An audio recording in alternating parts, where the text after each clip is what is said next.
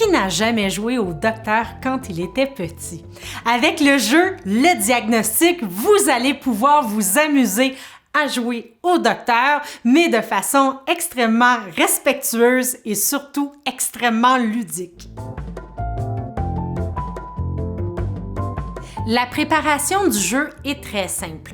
En fait, on doit extraire du jeu 10 cartes organes connues des joueurs. On peut toujours en rajouter quelques-unes qui ne sont pas connues ou on peut tout utiliser le paquet au complet s'il s'agit des adultes. Alors, une fois qu'il y a 10 cartes qui ont été extraites du jeu, on doit décider qui sera le patient et évidemment tous les autres seront les docteurs. Pour débuter le jeu, le patient, avant de s'étendre sur le sol ou sur une civière, doit choisir une carte parmi les 10 organes et mémoriser le nom. Si l'enfant est trop jeune pour savoir lire, un des animateurs peut lui chuchoter à l'oreille. Évidemment, cette personne ne pourra pas faire le médecin parce qu'elle connaît déjà la carte. Et l'enfant ou la personne doit mémoriser l'organe affecté. Ensuite, toutes les cartes vont être étalées sur l'espace de jeu et chaque joueur, un par un, va sélectionner une carte. Ensuite, chaque médecin va faire de même et on va recommencer jusqu'à ce que chaque joueur ait 3 cartes en main. Une fois que c'est fait, chaque médecin à tour de rôle va prendre la carte qu'il a choisie parmi les 10 cartes et la présenter au patient. Il va alors dire « Alors, j'ausculte » et il va nommer l'organe qu'il a pigé. Est-ce que cet organe vous fait mal? Et le patient va devoir répondre oui ou non. C'est d'ailleurs les 2 premières façons de gagner des points. Si la personne a bien nommé l'organe, sans avoir regardé son nom à l'endos, elle obtient 1 point. Et le patient doit dire oui ou non si c'est la carte qu'il a choisie, s'il a mal à cet organe-là, ce qui va aussi donner 1 point.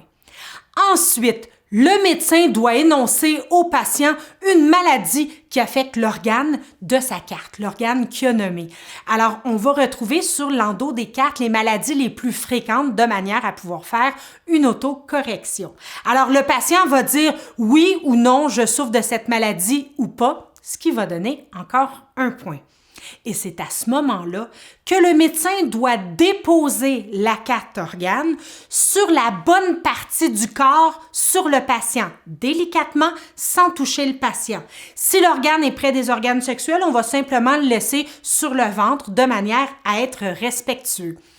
Si la personne fait tomber la carte, cette carte-là est éliminée et le patient, par contre, s'il lui fait tomber la carte, il va être obligé de répondre à une question du médecin. Alors, cette question-là va être laissée libre au médecin qui va pouvoir demander au patient est-ce que c'est une carte, par exemple, qui touche la tête, qui touche les membres supérieurs ou est-ce que c'est un organe qui fait partie du système digestif? Alors, c'est permis, évidemment, d'essayer de faire rigoler le patient avec des petites farces de manière à ce qu'il fasse tomber des cartes, ce qui va vous faciliter à la prochaine ronde la découverte de l'organe impliqué.